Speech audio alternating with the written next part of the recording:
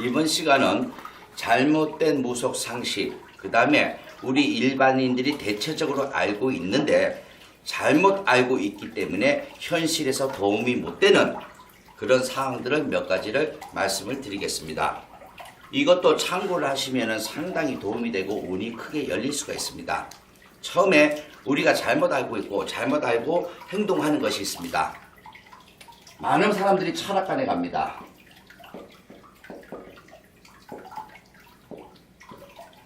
아기를 출산을 해야 되는데, 아기를 낳아야 되는데, 아기를 출산하는 날짜를 뽑으러 갑니다. 철학관에.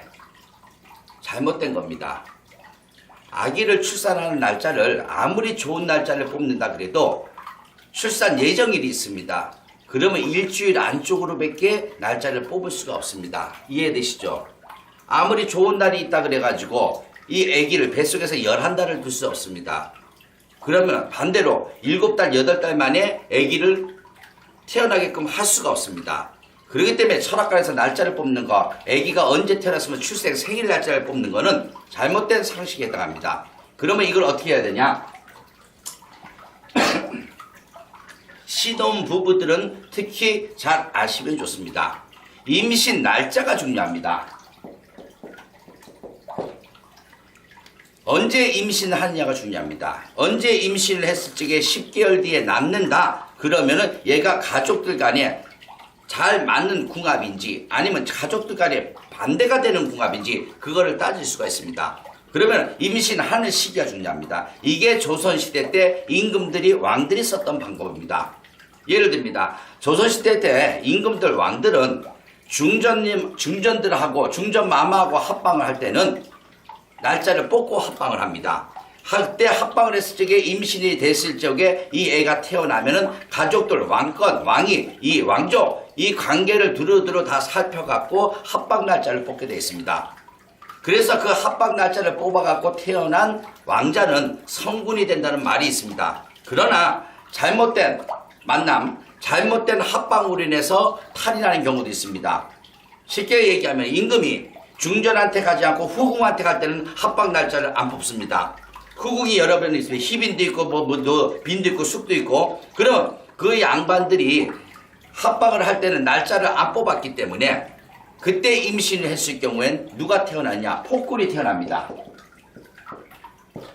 여러분도 아시다시피 선조, 연산군, 광해군, 우리 조선시대 역사에서 폭군이든지 임진난을 일으켜서 국민들을 도탄에 빠뜨리는 왕들, 연산군, 광해군, 선조 또 여러 분 있습니다. 그런 양반들은 후궁의 자식입니다. 즉 합방 날짜를 뽑지 않고 임금님이 속된 말로 그냥 가서 해가지고 임신이 됐을 때는 이런 폭군의 성향이 강한 자식을 낳는답니다. 그래서 이게 현실적으로 우리가 대입했을 적에 우리가 부부간에 무조건 합방을 하는 것이 아니라 이때 임신을 계획을 있다면 이때 임신했을 시기야. 그러면 그 시기에 10달 뒤에는 자식을 낳기 때문에 내 부모를 살리는 자식이냐 부모를 죽이는 자식이냐 그걸 잘 따져갖고 합방 날짜를 잡으셔야 됩니다. 그러니까 철학관에 가셔서 아기 출산 예정일, 출산 날짜 생일을 뽑는 것이 아니라 우리 부부간에 애를 임신해서 태어나야 되는데 어느 시기에 씨를 뿌려야지만이 제대로 좋은 자식이 나오는지 그거 먼저 체킹을 하셔야 됩니다. 두 번째로 여러분들이 잘못 알고 있는 것이 있습니다.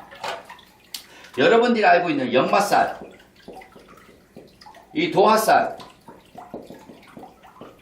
두 가지만 얘기했습니다. 역마살이나 도화살은 상당히 좋은 살입니다. 삶에서 활용하시면 크게 운으로 불려드리는 것이 좋게끔 늘어나게 하는 것이 역마살이요 도화살에 해당됩니다.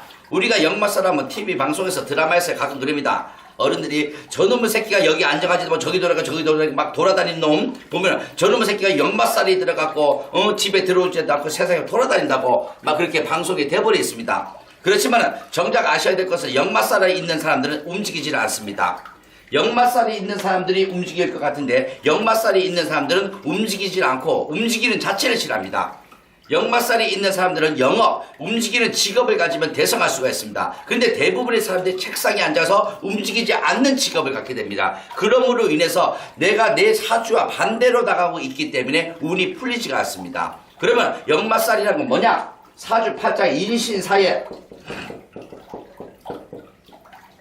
인신사해 호랑이, 원숭이, 뱀, 돼지 이게 2개나 3개가 이렇게 섞여 있을 적에 역마살이라 그럽니다.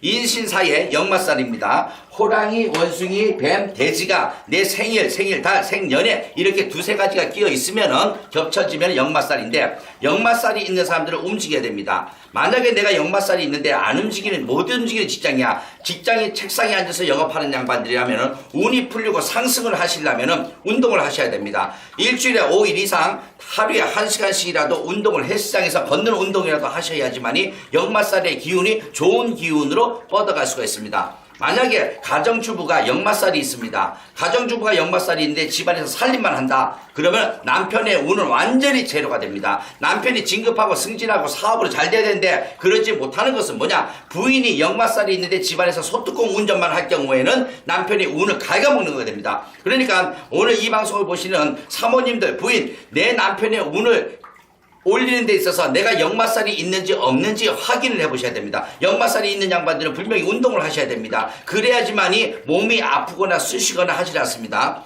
역마살이 있는 사람들이 움직이지 않을 경우에 오늘은 여기 아팠다가 내일은 여기 아팠다가 온몸이 아픈 게 돌아다닙니다. 그럼 병원에 가면 신경성이라 그럽니다.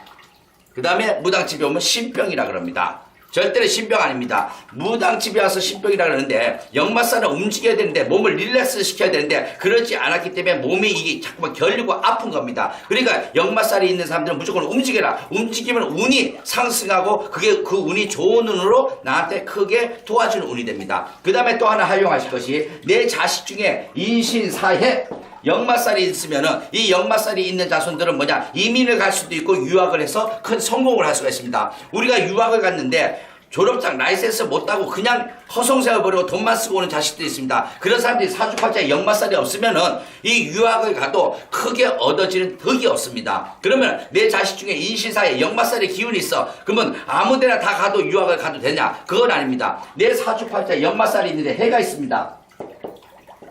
해가 강하게 해가 강하게 작용할 경우에는 섬나라로 유학을 가야 됩니다. 역마살이 있는 사람이 사업을 합니다. 애국하고 연법을 맺을 때 이 해가 있다 그러면 섬나라, 일본, 영국, 그 다음에 어딥니까?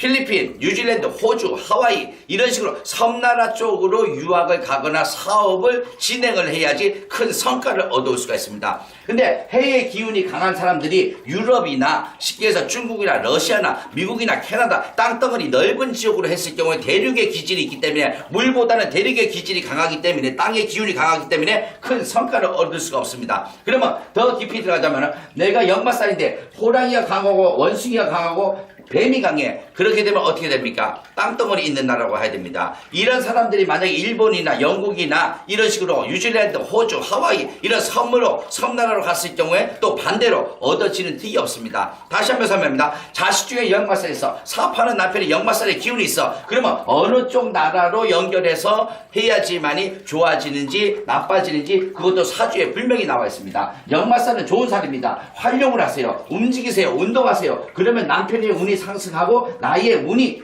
영업의 운, 어떤 삶의 운이 상승하게 됩니다. 그 다음에 또 하나 아시게 도화살입니다.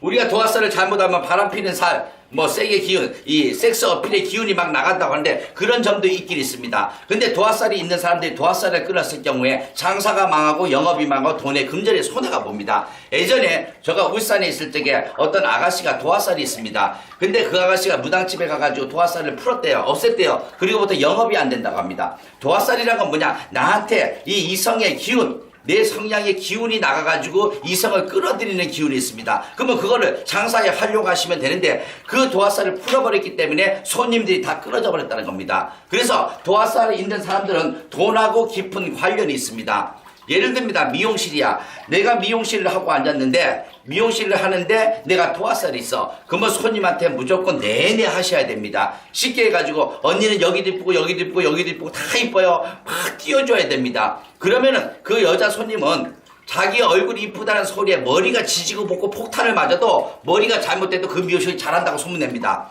근데 도화살이 있는 이 미용사가 손님을 그냥 틱틱 대충 이런 식으로 해버립니다. 그러면 아무리 머리를 잘 해도 그 미용실 머리 못한다고 소문을 냅니다. 이해가 되시죠? 도화살이 있는 사람들은 겸손해야 됩니다. 숙여야 됩니다. 예의해야 됩니다. 남을 상대방을 막 띄워줘야 됩니다. 그래야지만 그 사람들이 나한테 재물의 기운, 재물의 운으로 갖고 오게 됩니다. 도화살이 있는 사람들이 내가 내다 딱 터치 잘랐을 경우에는 분명히 금전에 손해가 있습니다. 그러니까 내가 도화살이 있다. 도화살은 뭐냐? 좌오묘유입니다. 내 사주에 쥐띠거나 쥐, 말, 그 다음에 묘, 토끼, 유, 이 닭이 있을 경우에는 도화살의 기운이 강합니다. 그러면 도화살이 있는 사람들은 겸손해야 되고 상대방을 받쳐줘야 됩니다.